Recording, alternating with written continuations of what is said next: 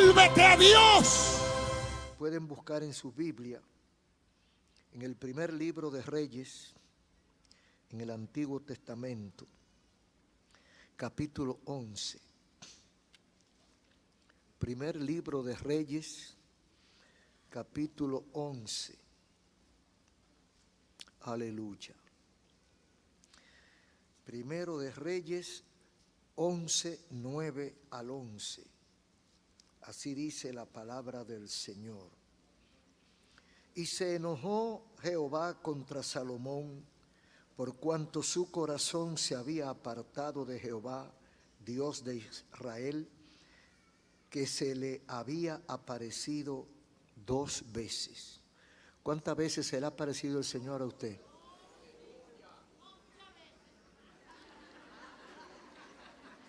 Y le había mandado acerca de esto, que no siguiese a dioses ajenos. Mas él no guardó lo que le mandó Jehová. Y dijo Jehová a Salomón: por cuanto ha habido esto en ti, y no has guardado mi pacto y mis estatutos que yo te mandé, romperé de ti el reino y lo entregaré a tu siervo. Aleluya. Fidelidad, garantía de pacto. Fidelidad, garantía de un pacto. Este mensaje está marcado con el número 1799. Bendito el nombre del Señor. Cuando hablamos de pacto, estamos hablando de un compromiso, un contrato, una alianza entre dos, por lo menos entre dos partes, en la que se obligan mutuamente a cumplir con una serie de requisitos. La diferencia entre pacto y contrato es muy mínima y es muy grande, porque el pacto es solemne, el contrato es legal. El pacto tiene solemnidad, por eso el matrimonio no es un contrato, es un pacto. El que se hace ante las autoridades es un contrato, el que se hace en la iglesia es un pacto. Y el problema de ese pacto es que lo hacemos delante de Dios. Esos son unos pactos irrompibles, porque para romperlo tendríamos que hablar con la otra parte y decirle a la otra parte que se rompe el pacto. Y yo creo que no se puede. Hay varios tipos de pactos. Hay pactos sociales, que también son políticos. Cuando hay alguna efervescencia, alguna inquietud en la ciudadanía, las autoridades se reúnen con los cabecillas del alboroto, llegan a acuerdos y hacen un pacto. Y le vamos a conceder no todo lo que ustedes piden, sino tal y tal y tal cosa. Y entonces las fuerzas encontradas se aplacan. Eso es un pacto social con una parte de la sociedad. Hay otro pacto que es pacto nacional. Esos son pactos de ya una trascendencia política. Aquí se han hecho unos cuantos pactos de eso, no más de 3. Esos son pactos en que todas las fuerzas vivas se ponen de acuerdo para ponerle fin a una crisis o a una situación que se ha presentado. Hay pacto familiar, pacto entre las familias que componen una familia, entre los apellidos que componen una familia. Hacen unos acuerdos, ya sea porque hay una herencia, ya sea porque hay una situación difícil, complicada. Es como los Borbones, la familia de los Borbones en Francia y España, que una vez familiares gobernaban España y familiares gobernaban Francia. Entonces el problema común de ellos era Inglaterra. Entonces le llamaron el pacto de las familias, porque eran familia todos, pero era uno de Francia y otro de España. Eso fue un pacto nacional e internacional. Hay pacto conyugal, pacto entre las parejas. Cuando usted sabe que hay una situación incómoda, su marido o su esposa tiene una costumbre, una forma de ser que a usted lo saca de quicio, que a usted lo molesta, que usted no lo aguanta, y usted no quiere romper su matrimonio. Y como gente que piensa que no es un cuadrúpedo, sino una persona que razona, dice, vamos a hacer un acuerdo, vamos a comprometernos, vamos a hacer un pacto. ¿Cuál es el problema? Que el marido llega a la 1 de la mañana y ella dice, yo no puedo aguantar eso. Así que vamos a hacer un acuerdo. Si tú no puedes llegar más temprano, vamos a tener que romper esto, porque usted no aguanta. Es un ejemplo.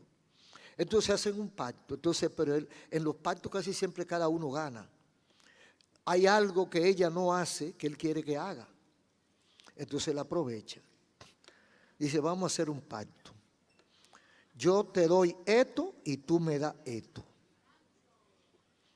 No se puede romper ese pacto porque se caen las dos partes. Esos son pactos conyugales. Y hay una cantidad de pactos. Hay pactos que han sido muy famosos, además del que he mencionado. Está el Pacto de Versalles en Francia, firmado por más de 50 países al final de la Primera Guerra Mundial, en el mes de junio del año 1919, en el Palacio de Versalles, para tener un poco de paz. También estuvo el Pacto de Varsovia, Polonia, en el año 55, de carácter militar y de ideología socialista o zurda. Este pacto terminó en el 1991 tras la caída del muro de Berlín y el desplome del bloque socialista. En respuesta a ese pacto parece que hubo un pacto, uno respondiéndole al otro, que fue el pacto de la OTAN, la Organización del Tratado del Atlántico Norte, tratado, alianza o pacto firmado en abril del 49 por 30 países, en el que se comprometía que si uno de esos 30 países era agredido por un tercero, los 30 países iban a responder. Ese está vigente todavía. Ese es el lío que tienen con Ucrania y Rusia, que Ucrania no es miembro con toda la ley de la OTAN, pero quieren darle entrada y Rusia se opone porque no le conviene. Pero ya esos son pactos políticos. Cuando falta voluntad para cumplir esos pactos, se incumplen. Esos pactos muchas veces se rompen por dos razones: por falta de voluntad o por falta de capacidad. Usted dice, yo no puedo porque los recursos no me dan para cumplir con lo que te prometí. O sencillamente porque no tiene la gana, el deseo de cumplir con lo que prometió. Entonces, cuando hablamos de fidelidad, nuestro tema es fidelidad como garantía de un pacto. Fidelidad es la virtud que tienen los seres humanos y a veces hasta las máquinas de cumplir compromisos sin apartarse a un lado ni a otro. Cuando usted hace exactamente lo que le pidieron, eso es fidelidad. Usted dice, ese vehículo es fiel, o esa máquina, esa guillotina es fiel, porque de acuerdo a lo que fue programado, así mismo lo funciona, ni para la izquierda ni para la derecha. Entonces, de ahí parte la fidelidad. Dios es fiel y Dios ha prometido muchas cosas. Como Dios es fiel, se supone que ninguna de las cosas que Dios promete falla. Si Dios es fiel, todo lo que ha prometido se va a cumplir exactamente como Él lo ha prometido. Pero uno se pregunta, ¿se han cumplido todos los pactos hechos por Dios a la humanidad o a las personas? ¿Ha visto usted algún pacto que Dios ha hecho que no se ha cumplido?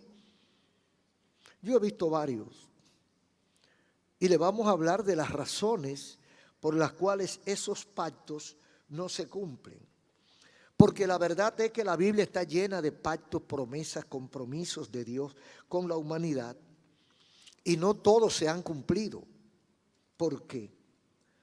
Decíamos que las razones de los fallos en el cumplimiento está precisamente en el incumplimiento de las partes. Porque no están en capacidad de suplir. Usted le prometió a su hijo, por ejemplo, si te gradúa con honores de la escuela secundaria, te voy a regalar un carro así, nuevo de paquete. Usted está contando con unos negocios que está haciendo. Pero cuando el muchacho se gradúa, los negocios fallaron. Se fueron a pique los negocios. Entonces usted se ven incapacitado para cumplir esa promesa que usted le hizo a su hijo. Entonces esa es una razón de la cual Dios no sufre. A Dios no le pasa eso. Para la sociedad, fidelidad es la relación con Dios. Y para la sociedad y para Dios, la fidelidad tiene un gran valor. Dios valora mucho la fidelidad cuando somos fieles. La sociedad también valora mucho la fidelidad. Cuando usted dice, esa persona tienen 60 años juntos y ninguno se ha quejado del otro.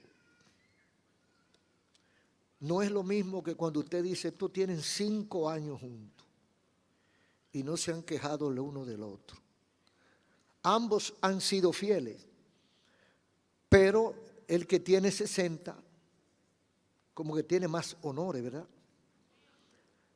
Porque ha vencido 12 veces lo que el otro ha hecho una. Entonces, hay mucha importancia en la sociedad en cuanto a la fidelidad. Cuando recomendamos a una persona, le decimos es un hombre o una mujer fiel y leal. No falta a sus compromisos. Si dice que va a llegar a las 5, 10 minutos antes de las 5 está ahí. Pero si es una persona que dice a las 5, usted nunca sabe a qué hora va a llegar, usted también tiene que decirlo. Para la sociedad y las relaciones con Dios vale mucho la fidelidad. Dios funciona en función, valga la redundancia, de la fidelidad. La llave que mueve a Dios es nuestra fidelidad. Cuando un compromiso de Dios falla, no ha sido Dios infiel. Es porque está montado sobre nuestra fidelidad. Si nuestra fidelidad en relación con Dios falla, el pacto falla. Es automático.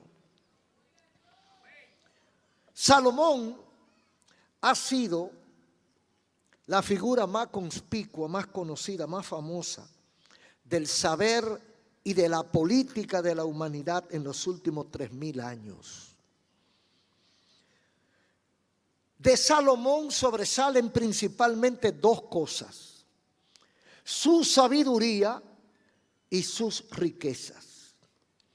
Dice la historia que los reyes hacían viaje a Jerusalén para conocer a Salomón.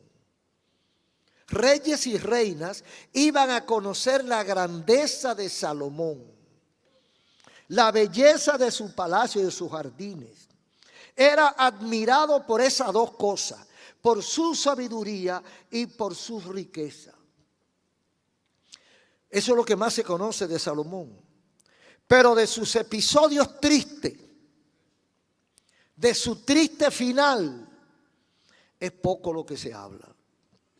Y hoy queremos hablar de esos momentos difíciles de Salomón y por qué los tuvo. Él tuvo reflexiones importantes y fue un agraciado, un privilegiado. Salomón logró cosas que posiblemente nadie más ha logrado ni lo va a lograr.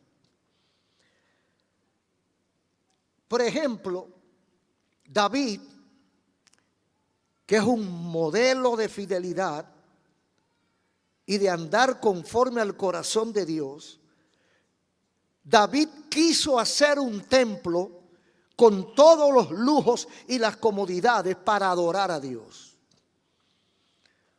El primer templo quería hacerlo David y Dios se lo prohibió. Le dijo Dios en 2 Samuel 7:12: cuando tus días sean cumplidos, le dice a David Dios, a David, que quería hacer templo a Jehová, porque no había templo, lo que había era un tabernáculo, que era como una tienda, una casa de campaña, como una carpa grande, que lo trasladaban de un lugar a otro. David quería hacer un templo con todas las de la ley. Y Dios le dice a David a través del profeta: cuando tus días sean cumplidos y duermas con tus padres, es decir, cuando te mueras, yo levantaré a uno de tu linaje, de tus entrañas. Él edificará casa a mi nombre y yo afirmaré para siempre tu reino. ¿Por qué Dios no permite que David construya un templo? Él dijo ¿por qué? Porque David había derramado mucha sangre. No podía, estaba descalificado para construir templo al Señor. Fíjese qué detalle. A veces no pensamos en eso. Si yo tengo que dar una ofrenda al Señor, fíjese, Dios no recibe ofrenda de todo el mundo. Hay manos de las cuales Dios no recibe ofrenda. Cualquiera piensa que no, porque lo hace de corazón. David lo hacía de corazón y David podía hacer ese templo, pero Dios le puso un stop. Voy a levantar un hijo tuyo que va a hacer el templo, pero tú no puedes. Bendito el nombre del Señor. En primer libro de Reyes 2:2 se produce el traspaso de mando de David a Salomón. Salomón fue el hijo de David que Dios escoge para que lo sustituya. No era el mayor, tampoco era el menor, pero fue aquel a quien Dios le dio la voluntad de escoger para que sustituyera a su padre. Y cuando David sabe que su muerte está cerca, porque es un privilegio que Dios le da a algunos hombres y mujeres, y yo le pido al Señor que me lo dé también. Saber cuándo uno va a partir de esta tierra es un privilegio. David sabía que ya se iba y llamó a Salomón y llamó a los ancianos y a los profetas y hizo una reunión y le dice a Salomón: yo sigo el camino de todos en la tierra. Esfuérzate y sé hombre. Guarda los preceptos de Jehová tu Dios, andando en su camino. Aleluya. Aleluya. Hermano, está hablando un padre, un rey, un músico, un guerrillero, un general de 1000 batallas. ¿Cuál de los 4 o 5 identidades de David era el que estaba hablando? Está hablando el padre y en segundo lugar el rey. ¿Qué significaba para David ser un hombre? Él le dice a su hijo: lo único que te pido es que sea hombre, no que sea macho, porque hay muchos machos, hay muchos machos que lo que saben es engendrar padrotes, que lo sirven para encatar Todos los hombres sirven para encatar. Todos los hombres son machos. Pero todos los hombres no son hombres. Hay muchos sinvergüenza. Hay muchos que deshonran la masculinidad. Aleluya. David no quiere afrenta en su linaje.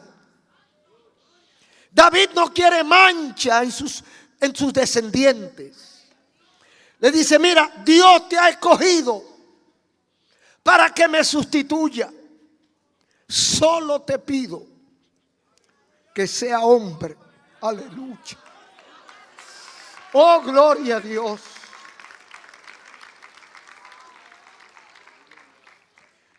Y en pocas palabras, David le dice a Salomón lo que para él significa ser hombre. Dice, guarda los preceptos de Jehová, tu Dios, andando en sus caminos. Eso define a un hombre para Dios, para David.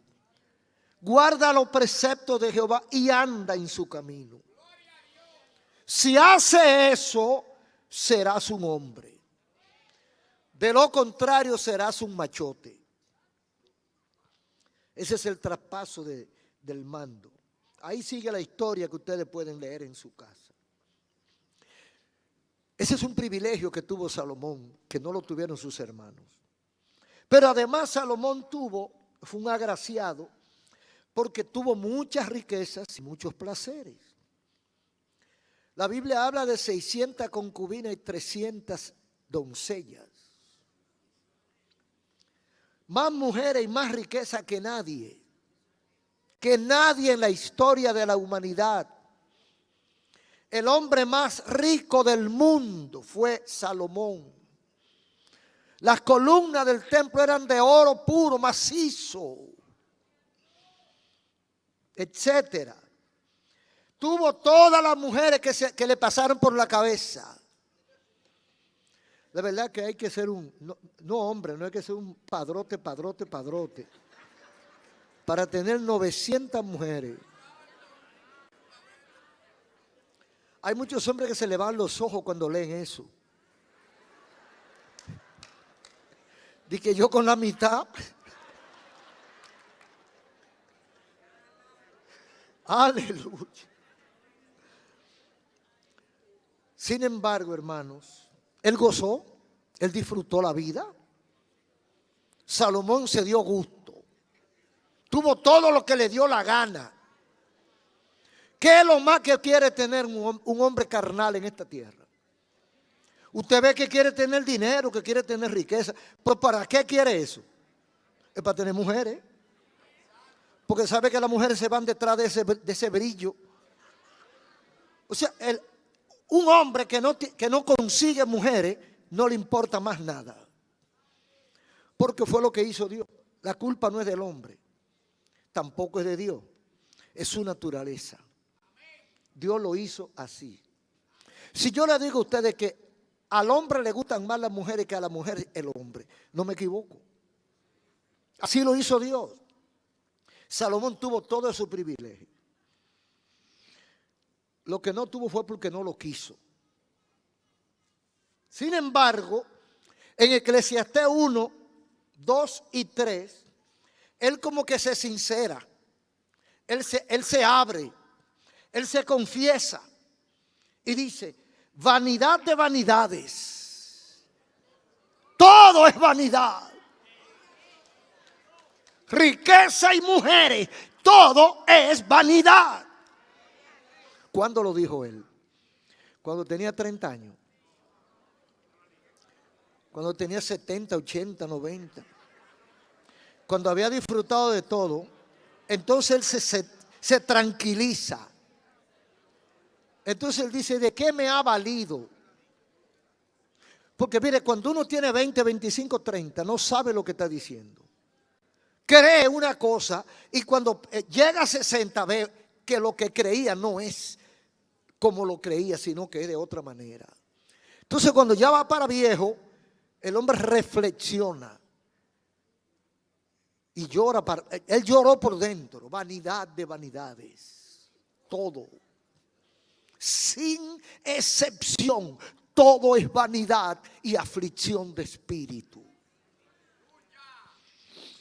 Entonces se pregunta, ¿qué provecho tiene el hombre de todo su trabajo con que se afana debajo del sol? ¿De qué le valió a Salomón tener 900 mujeres? Lo más probable es que ninguna lo quiso. Eso es lo principal, hermano. Una sola persona que te ame de todo corazón vale más que 900. Aleluya. Esa fue la conclusión de un hombre que lo probó todo. Salomón no probó lo que no había en el mundo. Todo lo hizo. Y se sentó después de haberlo probado todo.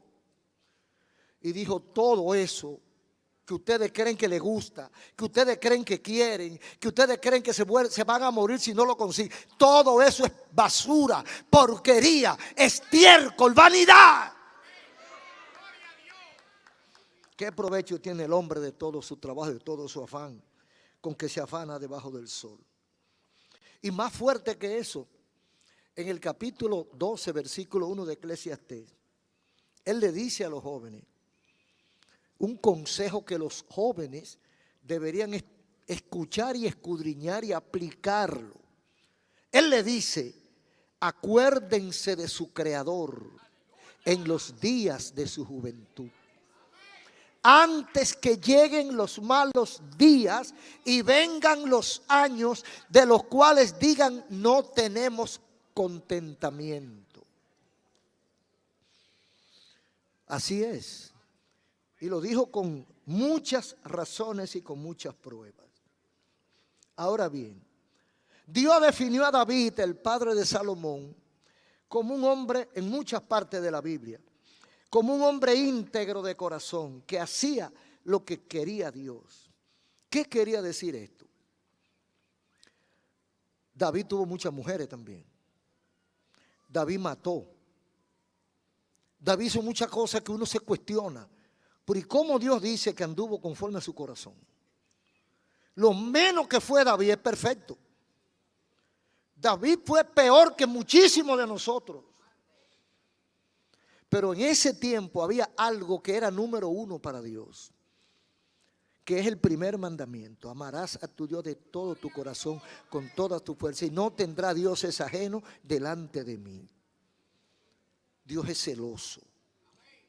Y cualquier cosa que usted ponga en lugar de Dios tiene problemas. Y David no jugó con eso. David nunca se equivocó con un ídolo. David nunca sustituyó a Dios. A veces cometía sus debilidades pecaminosas, pero tan pronto podía venir un niño a decirle, rey, tú pecaste, y caía de rodillas. Señor, perdóname que he pecado. No se apartaba del temor de Dios. Nunca se le ocurrió adorar una imagen, tener un ídolo, o poner a Dios en segundo lugar y tener ídolos de cualquier tipo. Porque a veces la gente piensa en ídolos como escultura, como cuadro, como estatua, como imágenes. Hay ídolos en el corazón. Hay cosas que usted no la viola, mejor viola a Dios y no viola lo que usted, el deseo que usted tiene, el vicio que usted tiene. Nada puede estar delante de Dios. David no jugó con eso. Siempre Dios fue primero. Y por eso David funcionó de acuerdo al corazón de Dios. Entonces, Dios define a David como íntegro de corazón. Salomón fue advertido, fue instruido de todo lo que le podía pasar si no obedecía conforme a la voluntad de Dios. Yo pregunté ahorita, ¿cuántos de ustedes se le ha aparecido Dios muchas veces? A Salomón se le apareció 2 veces. Y lo dice la Biblia en 9:2 de Primer Reyes. 2 veces se le apareció Dios a Salomón. Cualquiera no puede decir eso, que Dios se le apareció y le dijo. ¿Y qué hizo Salomón con eso que consiguió cuando Dios se le apareció? Hay 2 cosas que queremos tratar sobre esas apariciones. En primer lugar, la primera aparición, hay 2 temas que para él eran prioridad. Fíjese, hay personas que tienen una queja contra el gobierno o un problema que quieren que el presidente les resuelva y anhelan ver al presidente. Pero ¿qué pasa? Tiene la oportunidad de ver al presidente y se le olvida lo que le iban a decir. Entonces esa es su oportunidad, porque si él es que te puede resolver el problema, tiene que aprovechar. Salomón tenía algunos problemas que quería resolver y era Dios que tenía que resolvérselo. Entonces Dios se le aparece. ¿Cuáles eran los problemas de Salomón? Salomón tenía 2 peticiones: sabiduría para él y el templo para Jehová. Sabiduría para él y el templo para Jehová. Un templo, pues no había en Israel casa para adorar a Dios y había que hacerlo en los lugares, en los montes, junto con los idólatras y paganos. Por allá arriba había que hacer los cultos y los sacrificios, los holocaustos a Dios. Entonces Salomón veía que era prioridad número 1 hacer templo a Dios. Y la segunda cosa que él necesitaba era sabiduría, porque conocía de su incompetencia. No podía gobernar a este pueblo. Entonces dice la Biblia, Primero de Reyes 3:5, y se le apareció Jehová a Salomón en Gabaón una noche en sueño y le dijo: pide lo que quiera que yo te dé. Tremendo problema. A mí me dicen que pida lo que quiere y yo creo que hasta se me olvida. Son tantas las cosas que usted quiere pedir de golpe que se quede en blanco. Porque también depende quién haga la pregunta. Porque si es un cualquiera que no puede ni con él, usted dice: ¿para qué te voy a decir lo que yo? Pero que Dios le pregunte a uno y le diga: pide lo que quiera. A Dios no le falta recurso. Pide lo que quiera que yo te dé. Y dice Salomón en el versículo 7. Ahora pues, Jehová Dios mío, tú me has puesto por rey en lugar de David mi padre, y yo soy joven y no sé cómo entrar ni cómo salir. Por tanto, da a tu siervo corazón entendido para juzgar a tu pueblo y discernir entre lo bueno y lo malo. Reconoció su incompetencia, su incapacidad. Yo soy joven. O sea, él sabía que no podía ponerse los zapatos de David. David era un general forjado en los montes. Había peleado de Goliat para abajo con todo. Había peleado con leones, con osos, con serpientes. David estaba entrenado en todo. Conocía a la gente, porque también muchos lo habían traicionado. Salomón era un bebé que lo ponían en el sillón de su papá. Dice él: ¿y qué hago yo ahora? Entonces lo primero para él era pedir sabiduría. Entonces cuando Dios se le aparece, él aprovecha. Dice: mira, Señor, yo lo único que necesito es que me dé sabiduría para yo gobernar este pueblo. Hermano, y la historia está ahí. El modelo de sabiduría que tienen todos los políticos del mundo es Salomón. Dios contestó a Salomón y le dio sabiduría. Da a tu siervo corazón humilde o corazón entendido para juzgar a tu pueblo y discernir entre lo bueno y lo malo. Ese es un problema que tenemos la mayoría. Mucha gente se pierde en lo claro porque no sabe diferenciar entre lo bueno y lo malo. Y hay veces que confunde la cosa y al malo lo trata como bueno y al bueno lo trata como malo. Entonces Salomón, para cuidarse: Señor, ayúdame en esto. dame entendimiento suficiente para yo poder saber quién es bueno y quién es malo. Entonces, segunda aparición. Eso fue la primera aparición de Jehová a Salomón. Él aprovecha y le pide eso. En la segunda aparición, bueno, Dios le permitió hacer el templo también. La segunda aparición, hay un pacto y una advertencia. Dios se le aparece en el capítulo 9 del primer libro de Reyes, versículo 2. Jehová se apareció a Salomón la segunda vez, como le había aparecido la primera vez en Gabaón. Y le dijo Jehová: yo he oído tu oración y tu ruego que has hecho en mi presencia.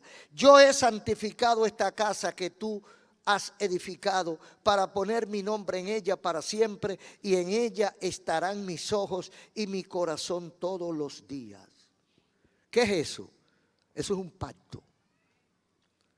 Eso es una alianza, pero es más un pacto que cualquier otra cosa. Dios se está comprometiendo con Salomón. Primero aprueba lo que Salomón hizo. Está recibiendo el templo que ya Salomón había hecho. Entonces Dios se le aparece a Salomón para declararle el pacto que está haciendo con Salomón y con Israel. He oído tu oración. He oído los ruegos que ha hecho en mi presencia. Yo he santificado, he separado, lo que quiere decir. He separado esta casa que tú has edificado.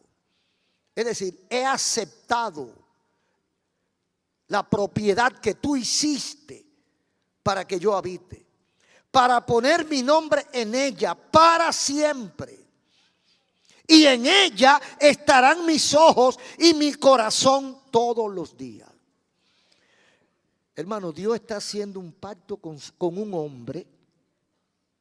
Es de Dios. O sea, es de arriba abajo el pacto. Porque Dios está haciendo un pacto con alguien que es menos que Él.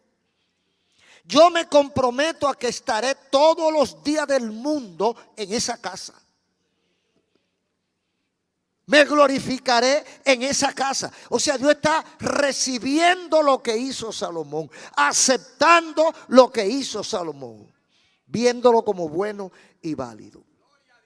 Y le dice a Salomón que sí, porque ¿para quién hizo la casa Salomón? No fue para él, es para Dios. Entonces Salomón disfrutó cuando Dios le dice, Jehová le dice que va a estar en esa casa, que la recibe y va a estar en ella. Pero hay condición y amerita fidelidad. Versículo 4, el mismo capítulo 9 del primer libro de Reyes. Después que Dios le dice que va a recibir la casa y que va a habitar en ella y que se va a glorificar en ella, sin parar le sigue diciendo en el versículo 4: y si tú anduvieres delante de mí como anduvo David tu padre, en integridad de corazón y en equidad, haciendo todas las cosas que yo te he mandado y guardando mis estatutos y mis decretos, yo afirmaré el trono de tu reino sobre Israel para siempre, como hablé a David tu padre, diciendo: no faltará varón en tu descendencia en el trono de Israel. Hermano, Salomón hace lo que él anhelaba hacer para Dios y Dios recibe el regalo. Pero ahora, o sea, ¿de qué le valía a Salomón hacer ese templo y que se quedara ahí y ya no trascendiera las generaciones? Entonces Dios le dice: sí, acepto la casa, voy a morar en esa casa, pero hay un compromiso que tenemos que hacer nosotros. Si tú anduvieras delante de mí como anduvo tu papá, en integridad de corazón. O sea que David fue un hombre sin engaño, sin falsedad, honesto, sincero, verdadero, porque dice que era íntegro delante de Dios. Para ser íntegro delante de Dios hay que ser íntegro, hermano. Porque usted puede ser íntegro delante de mí, porque yo nada más veo algunas cosas de las que usted deja ver. Pero las cosas que usted tiene guardadas en su corazón, en su mente, yo no las veo. Pero cuando usted dice que, o cuando Dios dice que fulano es íntegro, es íntegro. Es que no hay falla. Entonces mira, tu papá fue íntegro delante de mí. Tú tienes que ser igual para que tu reino sea permanente. Si tú no eres igual que tu papá, yo te voy a retirar el trono.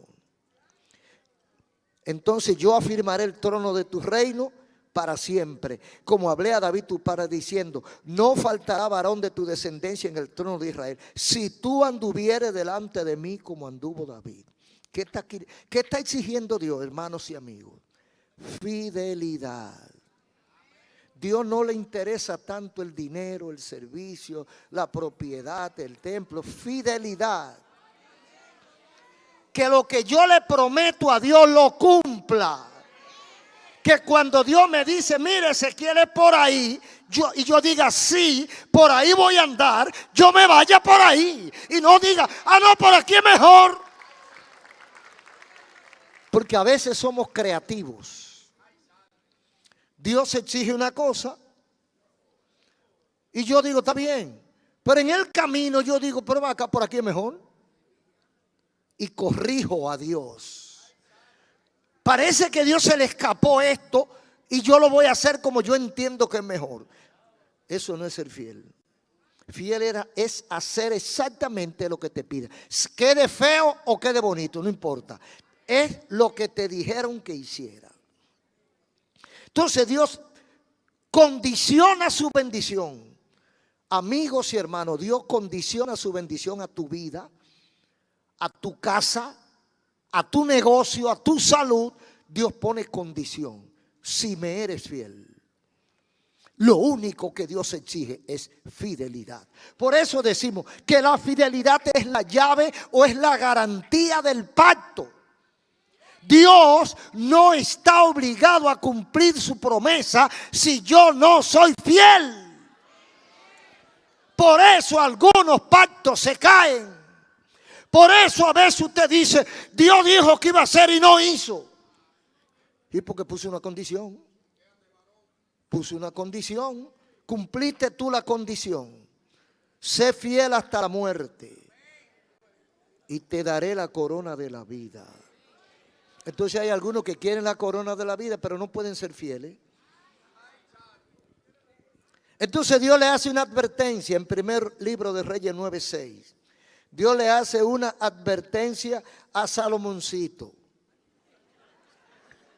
Están hablando de tú a tú, hermano. Esto es la segunda vez que se juntan. Dice el versículo 2 que por segunda vez se le apareció Jehová a Salomón. La Biblia no registra que se apareció una tercera. Esta es la última. Y está diciéndole todo. Entonces dice el versículo 6. Le hace una advertencia. Mas, pero, si obstinadamente te aparta de mí, ustedes y sus hijos, y no guardan mis mandamientos y mis estatutos que yo he puesto delante de ustedes, sino que se fueren sirviendo a dioses ajenos y los adoran, yo cortaré a Israel de sobre la faz de la tierra que les he entregado, y esta casa que he santificado a mi nombre, yo la echaré de delante de mí, e Israel será por proverbio y refrán a todos los pueblos. Yo me voy a glorificar, yo lo voy a bendecir, yo voy a hacer 1000 maravillas con ustedes, pero si son fieles, es una advertencia muy clara. Que usted la quiera hacer o no, eso depende. Pero toda la bendición de Dios está sujeta a fidelidad. Hay veces que usted ve a una persona que Dios ha bendecido y a otro que no.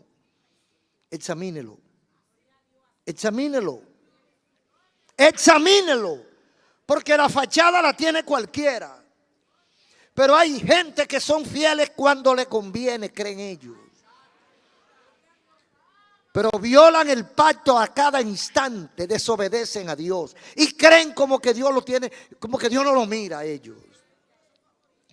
Entonces Dios se le aparece en segunda vez y le hace esa advertencia. Creyó, aceptó, cumplió Salomón con esa fidelidad. Dios le había dicho que no iba a faltar descendiente de Salomón. O sea que su reino iba a ser estable. ¿Fue fiel Salomón? No pudo. Falló. ¿Qué dice la Biblia? En el 11:9 de primer libro de Reyes. Dice, y se enojó Jehová contra Salomón, por cuanto su corazón se había apartado de Jehová, Dios de Israel, que se le había aparecido 2 veces. Y le había mandado acerca de esto, que no siguiese a dioses ajenos. Mas él no guardó lo que le mandó Jehová. No guardó lo que le mandó Jehová. Entonces, pensemos nosotros en buen castellano. Si yo te dije, siéntate 3 horas ahí, y después de las 3 horas te voy a traer un regalo, y a las 2 horas tú dijiste, ya está bueno. Si no ha venido en 2 horas, en la hora que falta, no va a venir. Y se para. Cuando yo llego con la bendición, tú no estás ahí. Entonces la bendición la perdiste. Dios le dijo a Salomón, sé fiel y guárdate de la idolatría. No ponga dioses ajenos delante de mí. Pero ¿qué pasó con Salomón? Esas 900 mujeres que él tenía eran de diferentes pueblos, diferentes tribus, diferentes países. Algunas eran hasta princesas, hijas de reyes.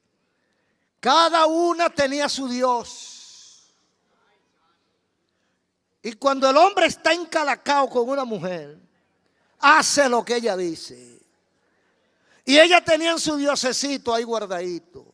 Y ponían a Salomón a adorar a esos dioses. Y Salomón, para estar en buena con su hembra, adoraba al diosito de la mujer. Y poco a poco Salomón fue adorando todos los dioses de los amorreos, de los heteos, de los jebuseos, de los cananeos, de los moabitas y de todos esos paganos que habían por ahí. Salomón se fue porque lo que quería era estar bien con sus doncellas. Ustedes recuerdan la historia de Sansón, cuando estaba enamorado de Dalila. Dalila le sacó el secreto y fracasó. Eso mismito le pasó a Salomón. Se dejó comprar por el amor de las mujeres y reveló el secreto y adoró imágenes. ¿Qué pasó entonces? Dios le aparece otra vez. O se cumple la palabra de Dios. En el capítulo 11, versículo 11, dice así. Y dijo Jehová a Salomón, por cuanto ha habido esto en ti y no has guardado mi pacto y mis estatutos que yo te mandé, rompo tu reino y lo entrego a tu siervo. Rompo tu reino y lo entrego a tu siervo. Pero oiga qué condescendencia. Versículo 12. Sin embargo, no lo voy a hacer en los días tuyos mientras tú estés vivo. Por amor a David tu padre. Lo romperé de la mano de tu hijo. Murió Salomón y agarró Roboam. Roboam encontró todo hecho.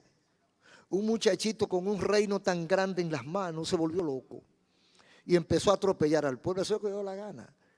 Le dieron un golpe de estado, se armó un rebú, y uno que había sido siervo de David, hijo de un siervo de David, de Salomón, llamado Jeroboam, quedó con el reino. Se rompió el reino. Un grupito se quedó con Roboam, que se llamó la tribu de Judá, para que quedara un recuerdo de David.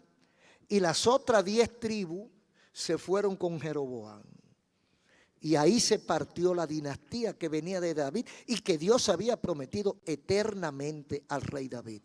¿Cuánto quedó la tribu de Judá y Benjamín para conservar el compromiso de Dios con su siervo?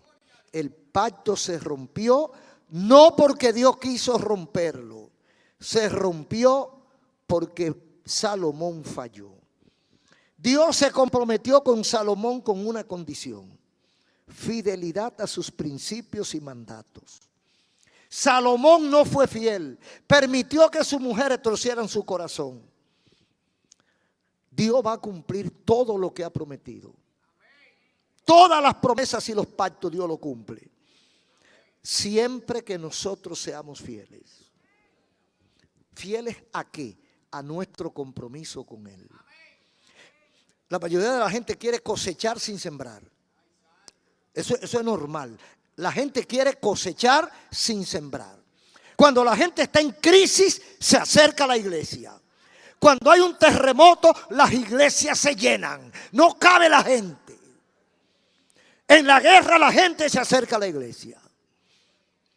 Pero cuando las cosas marchan en calma y en progreso y está todo tranquilo, la gente, cada quien está en lo suyo, celebrando fiestas, celebrando cumpleaños, casándose y dándose en casamiento, porque todo marcha bien.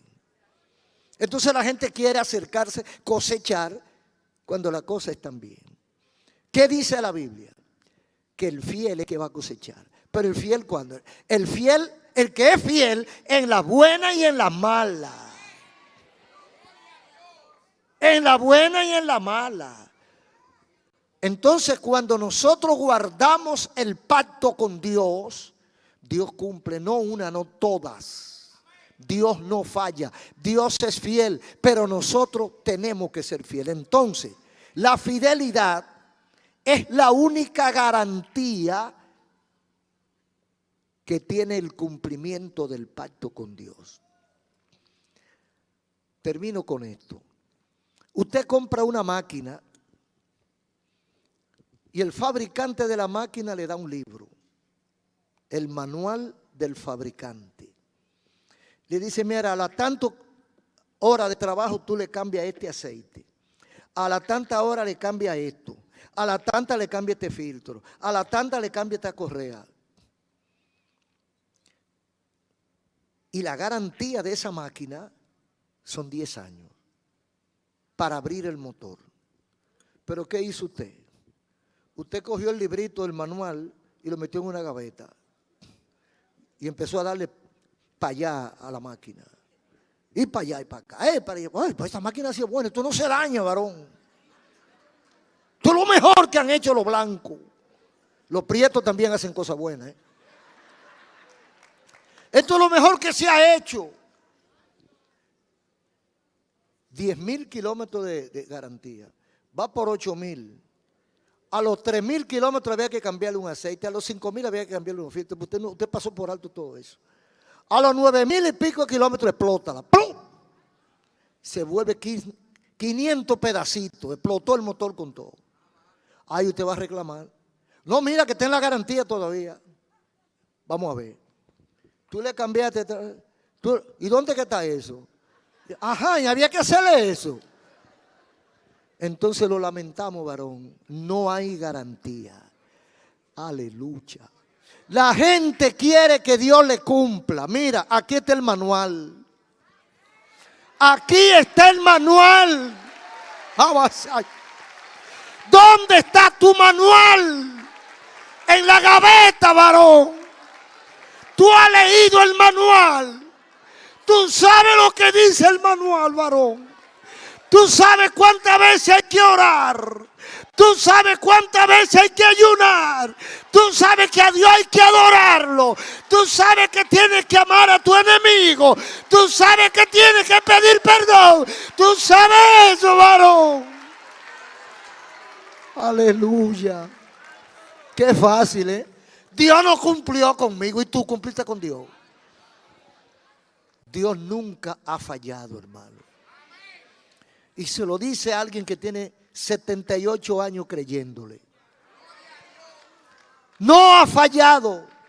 Policarpo de Esmirna dijo, tengo 80 años sirviendo a Dios y nunca me ha fallado. ¿Por qué he de negarlo? Me estoy alcanzando a Policarpo. Aleluya. ¡Oh, gloria a Dios! Fidelidad, la única garantía del pacto que Dios tiene con nosotros. Dios bendecirá tu familia, Dios bendecirá tu vida, Dios bendecirá tu negocio, Dios bendecirá tu pueblo, Dios bendecirá tu país si eres fiel. Si la iglesia es fiel, Dios responderá a sus promesas todas. Un aplauso al Señor. Querido amigo, acabas de escuchar el mensaje de la palabra de Dios y Dios habló a tu corazón. Si quieres comenzar una vida nueva, entrégale tu vida a Cristo, tu corazón. Repite conmigo esta breve oración.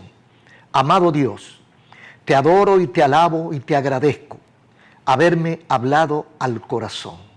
Señor, reconozco haber pecado contra ti. Hoy me arrepiento, te pido perdón, te entrego mi corazón y acepto a Jesucristo como mi Señor y mi Salvador.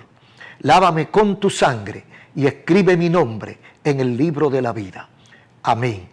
Si lo hiciste de corazón, busca una iglesia cristiana evangélica y asiste a los cultos. Y todos los días lee la Biblia y habla con Dios en oración. Y allá en el cielo nos veremos.